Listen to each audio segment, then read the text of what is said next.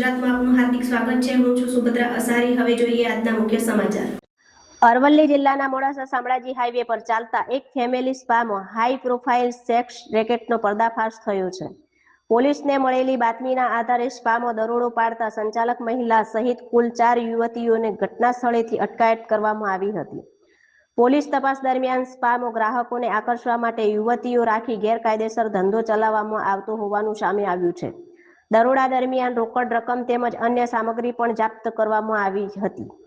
સ્થાનિક પોલીસે ગુનો નોંધી વધુ તપાસ હાથ ધરી છે અને આ રેકેટમાં અન્ય કોઈ લોકો સંડોવાયેલા છે કે નહીં તે દિશામાં તપાસ ચાલી રહી છે। Bureau office Modasa.